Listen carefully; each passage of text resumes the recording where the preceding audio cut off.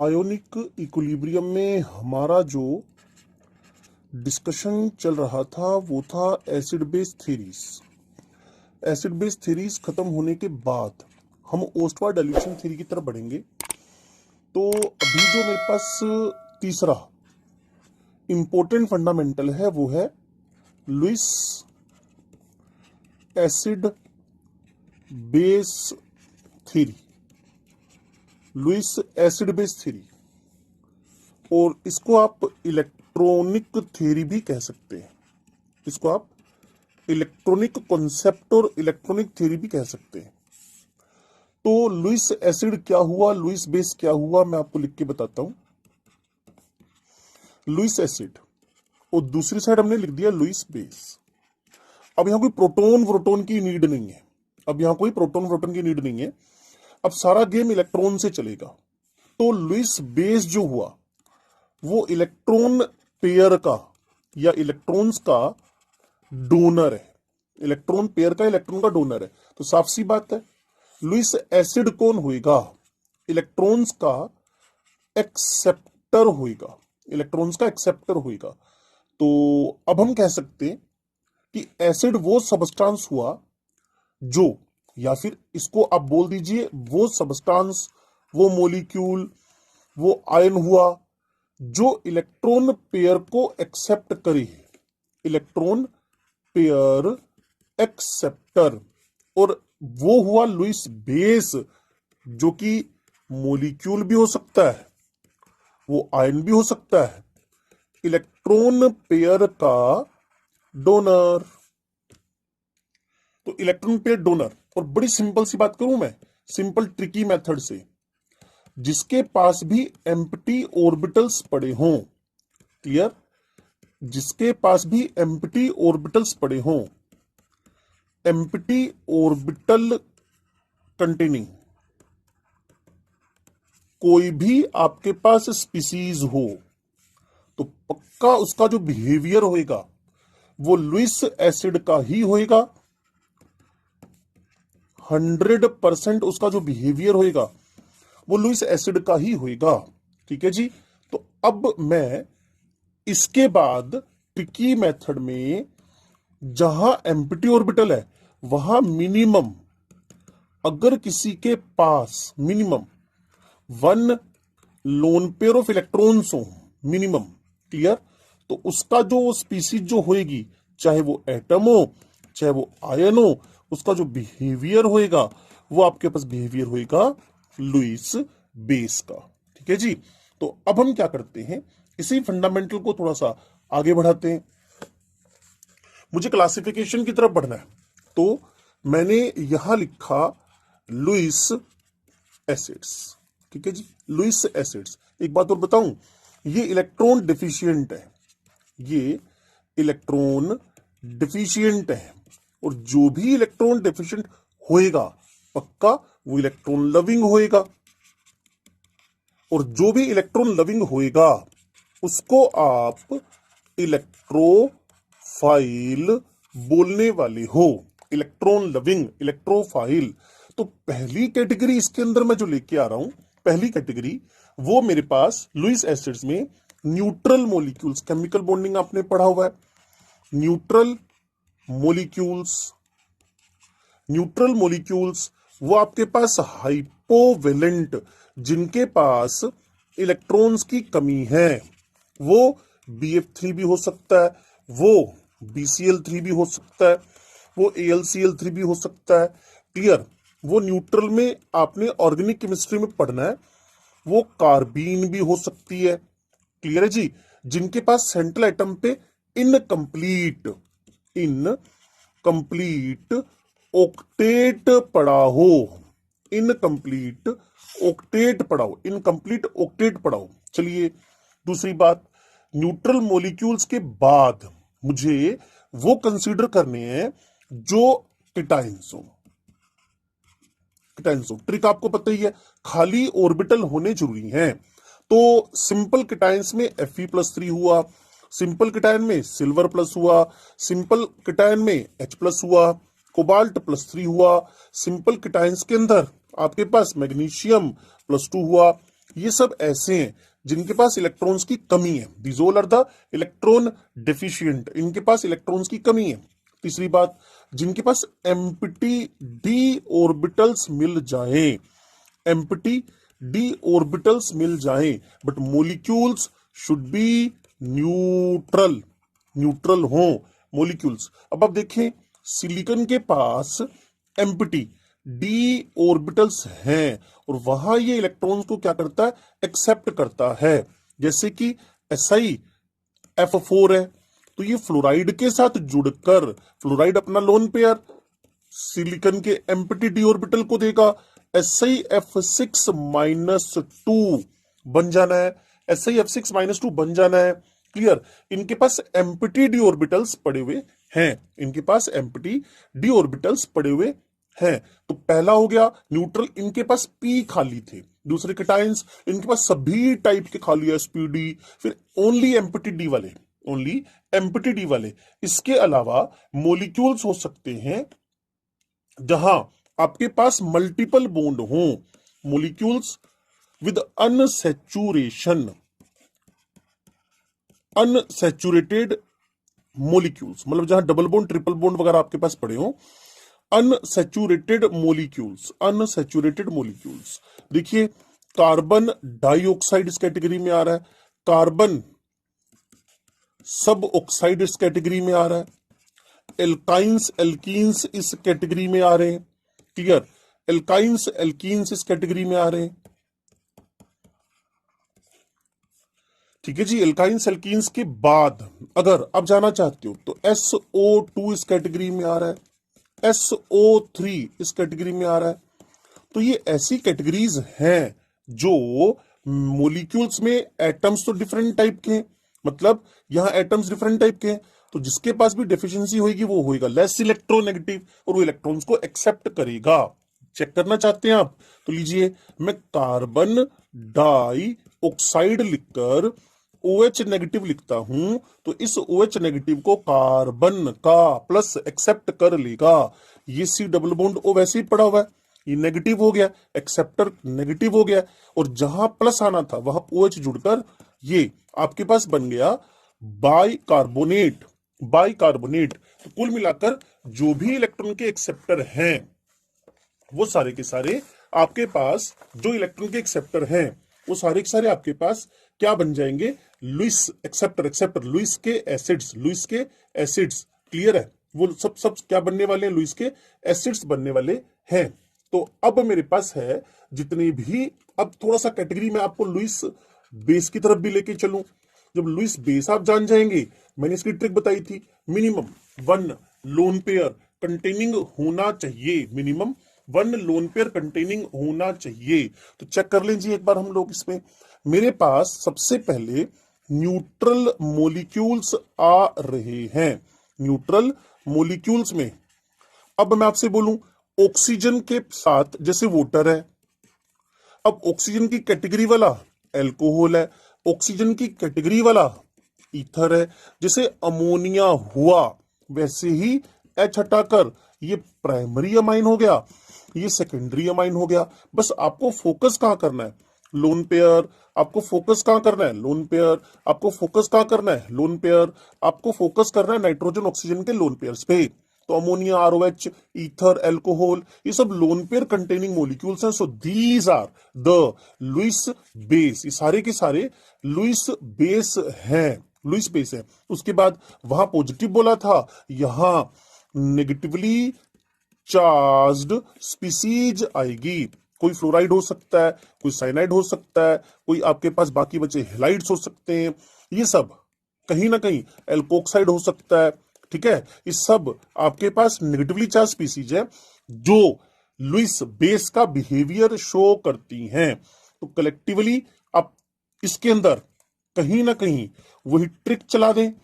Trick क्या, कहीं भी अगर आपके पास इलेक्ट्रॉन का एक्सेस है तो वो डोनर बन जाना है, और जो डोनर बन गया, ठीक है जी, तो वो लुईस बेस का बिहेवियर। अब सोचो, यहां नेगेटिव चार्ज है तो ये न्यूक्लियस लविंग होएगा, तो इसको आप बोलते हो न्यूक्लियोफाइल। क्लियर। और पीछे मैंने आपको बताया था electrophiles are the electron loving, electrophiles are the electron loving मतलब इलेक्ट्रॉन एक्सेप्टर, मतलब लुईस के एसिड्स, लुईस के एसिड्स। तो अब मैं इससे आगे चलूं और आपको समझाऊं कि कहीं ना कहीं मेरे पास जो ब्रोंस्टन लोरी थ्योरी थी और जो मेरे पास यहां लुईस एसिड बेस थ्योरी है, तो जितने भी मेरे पास ब्रोंस्टेंट बेस हैं, ऑल ब्रोंस्टेंट बेसिस, जितने भी मेरे पास ब्रोंस्टन बेस है, तो कहोगे आप सर कौन, मैं बोलूंगा जी प्रोटोन एक्सेप्टर, प्रोटोन एक्सेप्टर। बोलोगे सर मैं अगर इसको लुईस का बेस लिख दूं तो क्या मैं इसको लोन पे डोनर बोल सकता हूं, लोन पे डोनर बोल सकता हूं, लोन पे डोनर बोल सकता हूं? मैंने कहा बिल्कुल बोल सकते हो। लोन पे डोनर बोलने का दूसरा मतलब समझे आप, कि वही प्रोटोन का क्या बन गया, एक्सेप्टर। चेक करना चाहते हो, यहां लोन पेयर है, यहां प्रोटोन है। अब थोड़े सोचे, कान किधर से भी पकड़ लो। क्लियर। तो यहां से प्रोटोन इसने एक्सेप्ट किया और लोन पेयर डोनेट किया। दैट्स वाई मुझे ये ब्रोंस्टेंट बेस भी दिखता है और लुईस का बेस भी दिखता है। तभी बोल रहा हूं all Bronsted base are also Lewis base, but उल्टा उल्टा उल्टा उल्टा, ऑल ब्रोंस्टेंट एसिड्स, चेक कर लें, all Bronsted acids,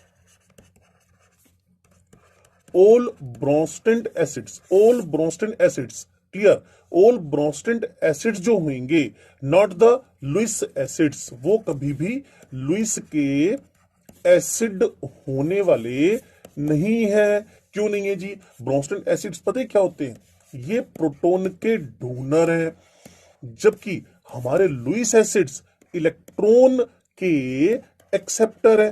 तो दोनों में बातें मैच ही नहीं कर रही हैं। कोई बोलेगा CO2, मैं बोलूंगा जी ब्रोंस्टेड एसिड तो नहीं बता सकता मैं, लेकिन लुईस एसिड जरूर है ये। ओके।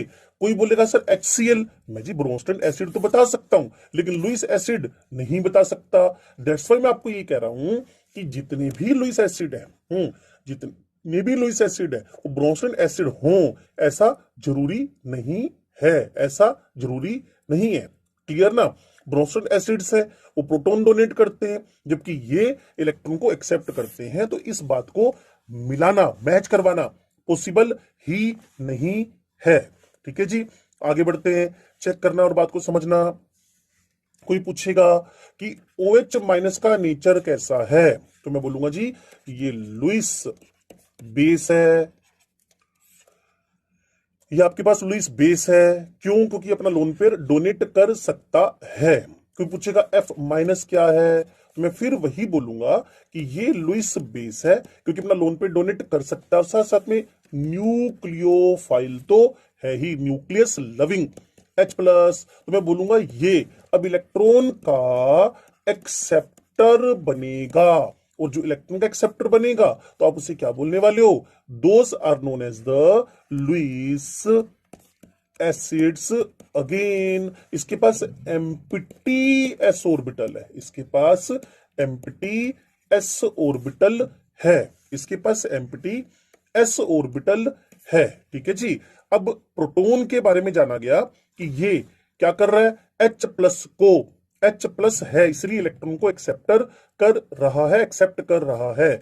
अब BCl3 पूछ लिया, इसके पास एम्प्टी p ऑर्बिटल्स हैं, इसके पास एम्प्टी p ऑर्बिटल्स हैं। और एम्प्टी p ऑर्बिटल्स होने की वजह से ये कहीं ना कहीं बिहेवियर करेगा लुईस एसिड का, क्योंकि इलेक्ट्रॉन्स क्या कर रहा है, एक्सेप्ट कर रहा है। और ये अमोनिया का लोन पेयर, अगर आप केमिकल बॉन्डिंग में कोऑर्डिनेट बॉन्ड सीख रहे थे तो आपको समझ में आया होगा, नाइट्रोजन का लोन पेयर BCl3 के एम्प्टी ऑर्बिटल को डोनेट हो गया। ठीक है जी। अब एक क्वेश्चन सिंपली पूछता है कि आप कैसे एक्सप्लेन करोगे एडिशनल प्रोडक्ट का बनना जब BF3 किसके साथ रिएक्ट कर जाए विद अमोनिया, BF3 और अमोनिया आपस में रिएक्ट कर जाए। और अब देखो, अभी पीछे समझाया था अमोनिया लोन पेयर कंटेनिंग है, BF3 के पास एम्प्टी डी ऑर्बिटल है। सो जब भी ये लोन पेयर इसको डोनेट होएगा तो आप अमोनिया BF3 का एडिशनल प्रोडक्ट बनना सिखा सकते हो। एडिशनल प्रोडक्ट को हम इकट्ठा करके ए डबल डी यूसीटी एडक्ट लिख देते हैं, एडक्ट लिख देते हैं। और यहां ये डोनर का रोल कर रहा है और यहां जो BF3 है वो एक्सेप्टर का रोल कर रहा है। ठीक है जी। अब बुराइयां कर दें, बिना बुराइयों के तो किसी भी चीज को सुधारना मुश्किल है। तो अब हम लुइस एसिड बेस थ्योरी की लिमिटेशन लिखने जा रहे हैं, बुराइयां लिखने जा रहे हैं। क्लियर। जो लुइस कॉन्सेप्ट है ये कहीं ना कहीं सिर्फ और सिर्फ कोऑर्डिनेट बॉन्ड को प्रमोट करता है। ये कोऑर्डिनेशन बॉन्ड के फॉर्मेशन के बारे में कॉन्सेप्ट है और वही बोलता है कि ये एसिड बेस रिएक्शन है, यही एसिड बेस रिएक्शन है, एसिड बेस रिएक्शन है। जबकि ओरिजिनली थर्मोडायनेमिक्स के अकॉर्डिंगली एक H+ एक OH रिएक्ट करके जो एनर्जी रिलीज करे, क्लियर, वो प्रोसेस ऑफ न्यूट्रलाइजेशन है। Like HCl, like NaOH, both react to each other will form the NaCl, water plus gift में मिलती है आपको हीट। इस बारे में कोई भी इंफॉर्मेशन हमें नहीं दी गई है, तो सिर्फ ये कोऑर्डिनेट बॉन्ड के बनने को एक्सप्लेन करता है। अब आपसे कोई पूछेगा भाई साहब H2SO4 का नेचर बताओ, HCl का नेचर बताओ, तो ये भाई साहब मना कर देंगे। इसका कोई भी एक्सप्लेनेशन मेरे पास इस थ्योरी में अवेलेबल नहीं है। तो कुल मिलाकर सारी थ्योरीज को इकट्ठी कर ली जाए तो हम बेटर तरीके से किसको समझ सकते हैं, एसिड बेस को। अमोनिया समझाना है तो ब्रोंस्टन लोरी का भी हेल्प ले लो, क्लियर, लुइस का भी हेल्प ले लो। We can't explain the nature of basic nature of ammonia with the help of Arrhenius. क्यों? अमोनिया पानी में जाएगा, अमोनियम हाइड्रोक्साइड में, then you can explain ammonium hydroxide releases hydroxide. ये मेरे पास एक perfect discussion about acid base theories था। Perfect discussion about acid base theories में एक छोटी सी बात अगर मैं आपसे पूछूं जो आपको कहीं ना कहीं कोरिलेट करेगी, किसके बारे में? ENC, FeH2O whole 6+3।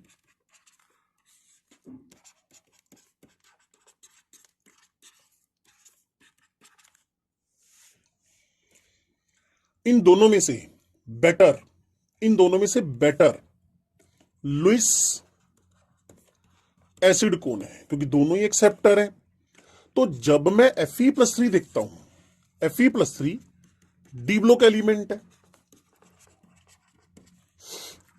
Aluminium +3 P block element है। तो आपकी पीरियोडिक टेबल, आपका केमिकल बॉन्डिंग, इसमें आपने सीखा जिसका भी हायर ENC वो है डी ब्लॉक वालों का हायर इफेक्टिव न्यूक्लियर चार्ज, और जिसका भी हायर इफेक्टिव न्यूक्लियर चार्ज है that will be the good acceptor of electrons, that will be the good acceptor of electrons. और जो भी इलेक्ट्रॉन्स का अच्छा एक्सेप्टर होएगा, जो भी इलेक्ट्रॉन्स का अच्छा एक्सेप्टर होएगा, उसका जो लुइस एसिडिक करेक्टर है वो ज्यादा हो जाना है, उसका लुइस एसिडिक करेक्टर ज्यादा हो जाना है।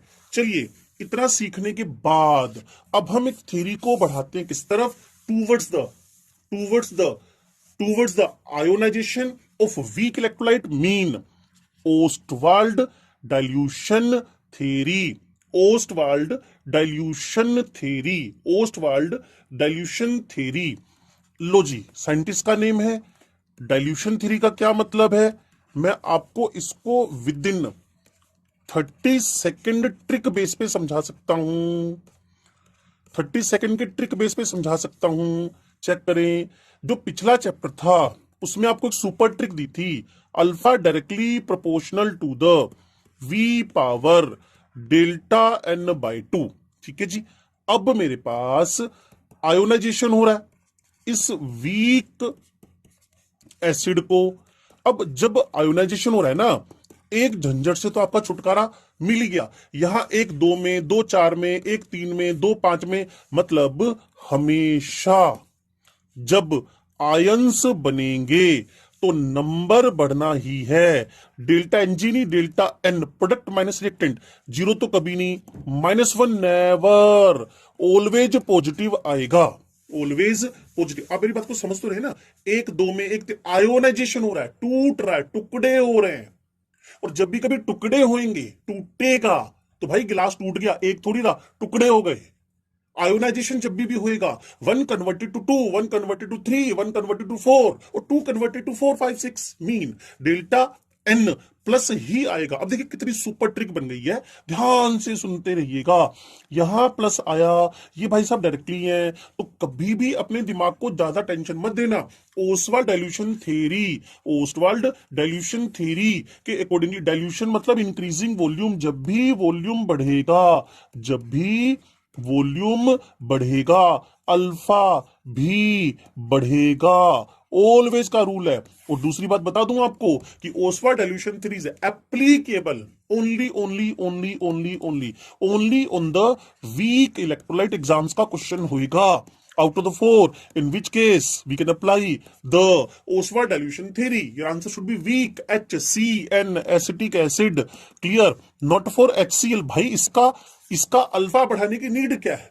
HCl का अल्फा थोड़ी बढ़ाना है तुम लोगों ने। HCl का अल्फा तो ऑलरेडी 1 है। HCl का अल्फा तो ऑलरेडी 1 है। अगर इस हेडिंग को मैं ट्रिकी बेस पर नहीं उठाता तो मैं हेडिंग पता क्या लिखता इसका, ओस्वाल्ड डाइल्यूशन थ्योरी की जगह में लिखता, ओस्वाल्ड डाइल्यूशन थ्योरी की जगह में लिखता कि factor affecting the ionisation, factor affecting the ionisation. तो ये मेरे पास ओस्वाल्ड डाइल्यूशन थ्योरी है।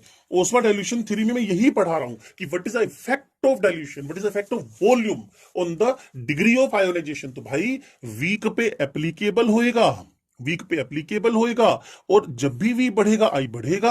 यहां तो पंगा ही नहीं है कोई भी। चलिए अब इसको डेरिवेशन की तरफ लेके चलते हैं बिना टेंशन के। आप एक एक बात को समझिएगा। यहां CH3COOH है, इसके दो टुकड़े होंगे, CH3COO माइनस H प्लस होएगा, 100 as usual chemical equilibrium, 1 minus alpha, alpha alpha, 1 minus alpha by V, alpha by V, alpha by V। ठीक होगी बात। अब मैं इसके लिए इक्विलिब्रियम कांस्टेंट, A4 एसिड है, A4 एसिड है, एसिड का इक्विलिब्रियम कांस्टेंट। ऊपर क्या लिखते हो? प्रोडक्ट्स। ऊपर क्या लिखते हो? प्रोडक्ट्स। नीचे क्या लिखते हो? रिएक्टेंट्स। क्या करें जी? वैल्यू पुट कर दो, alpha by V, alpha by V, 1 minus alpha by V. इसको अब सोल्व करने लगते हैं जी। क्लियर? अब इसको सोल्व करने लगते हैं। लीजिए, K A alpha square upon V square, V upon 1 minus alpha, cancellation हो गया। बच क्या गया आपके पास? अल्फा स्क्वायर 1 माइनस अल्फा, ये लिखा हुआ है वी। ठीक है जी। अब अल्फा को वेरी वेरी लेस देन 1 कर रहे हैं, क्योंकि वीक है भाई, क्योंकि इलेक्ट्रोलाइट कैसा है? वीक है। अगर आप पूरे लेक्चर के साथ कनेक्टेड हो तो सारी बातों को समझ पा रहे होगे। तो 1 माइनस अल्फा 1 के बराबर हो गया, 1 माइनस अल्फा 1 के बराबर हो गया। के ए बराबर अल्फा स्क्वायर बाई वी हो गया, और K A into V alpha square हो गया, और alpha is equal to root K A into we हो गया। और अगर आप मेरी बात को समझ पाए, जो सुपर ट्रिक बताया था, alpha directly to the V power 1/2, 1/2 mean when we increases the volume alpha बढ़ेगा। और आपको पता है ये बात, अगर मैं किसी का भी वॉल्यूम इनफाइनेट कर दूं, अगर मैं वॉल्यूम को इनफाइनेट कर दूं, तो अल्फा इज इक्वल टू 1।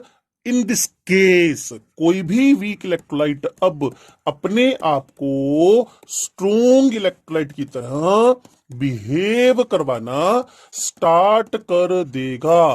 कई बार बच्चे में से पूछते हैं, सर जो वी इनफाइनेट है इसका मतलब समझ नहीं आता है। भाई जहां आयोनाइजेशन 1 के बराबर हो गया, 1 मोल एसिटिक एसिड को 10 लीटर पानी में डालो, तब अगर अल्फा 1 हो गया, 50 लीटर पानी में डालो, तब अगर अल्फा 1 हो गया। इनफाइनेट का मतलब इनफाइनेट नहीं होता, इनफाइनेट का मतलब है when we can observe the no change in the alpha, जब हम अल्फा में कोई फर्दर चेंज नहीं देख पा रहे हैं, जब हम अल्फा में फर्दर कोई चेंज नहीं देख पा रहे हैं, देन वी कैन से कि अब एक वीक स्ट्रोंग का बिहेव कर रहा है और जो वॉल्यूम है वो इनफाइनिट हो चुका है, वॉल्यूम इनफाइनिट हो चुका है।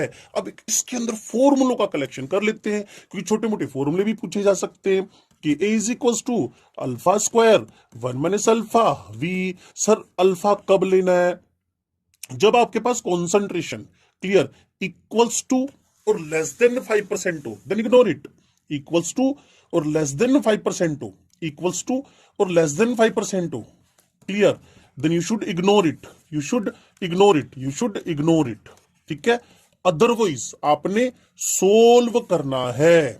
दूसरा, इसके बराबर अल्फा स्क्वायर सी 1 माइनस अल्फा। बच्चे कहते ये कहां से आ गया? आप समझदार हो, आपको ढेरों बार बता रखा है कि जो सी है वो 1/v का रेसिप्रोकल है। तो दूसरा फॉर्मूला, पहला ये हो गया, दूसरा फॉर्मूला ये हो गया। इस पे न्यूमेरिकल्स बन सकते हैं, अल्फा कब यूज करना है कब नहीं करना है, ये बातें आपको समझ में आ गई होंगी, समझ में आ गई होंगी। कब अल्फा यूज करना है, 5% से नीचे यूज नहीं करना, 5 से ऊपर हो, 8% हो, 10% हो, 12% हो, बिंदास अल्फा यूज करो और एक के बी निकाल दो। सर अब के बी क्या बोल दिया आपने? भाई अगर वीक बेस आ जाए, सारे स्टेप्स फॉलो करना और K B is equal to alpha square 1 minus alpha V, और इसके साथ alpha square clear C 1 minus alpha put कर देना, ठीक है जी। इसी फॉर्मूले को मैं अल्फा को इग्नोर करके भी लिख सकता हूं, बस वो आपकी डीलिंग है ड्यूरिंग द एग्जाम कि आप उसको कैसे लिख रहे हो, ठीक है जी। तो इस पूरे के नोट्स आप प्रॉपरली बनाएं, नोट्स नहीं बनाएंगे, नहीं बनाएंगे तो थोड़ा दिक्कत आ सकती है। तो प्रॉपरली नोट्स बनाते रहे, ट्रिक्स को, सुपर ट्रिक्स को प्रॉपर तरीके से ऑब्जर्व करते रहें, और एक काम कभी नहीं भूलना, उसका आपको पता ही है, लाइक शेयर सब्सक्राइब केमिस्ट्री वाले सर। अगला टॉपिक मैं बता दूं आपको, मेरे तीसरे वीडियो में आने के क्लियर में क्या आने वाला है। अब मैं पॉली बेसिक एसिड्स और पॉली एसिडिक बेस का के बाकी उसके स्टेप वाइज कैसे कोरिलेट करूंगा, एसिड्स के स्ट्रेंथ को कंपेयर करवाऊंगा, और फिर इस चैप्टर का जो बैकबोन है, वेरी वेरी वेरी इंपॉर्टेंट, वो आएगा पीएच। पीएच, ठीक है जी। पढ़ते रहिए और हमें लाइक भी करते रहिए, शेयर भी और सब्सक्राइब भी करते रहिए। Thanks to watch the chemistry वाले सर।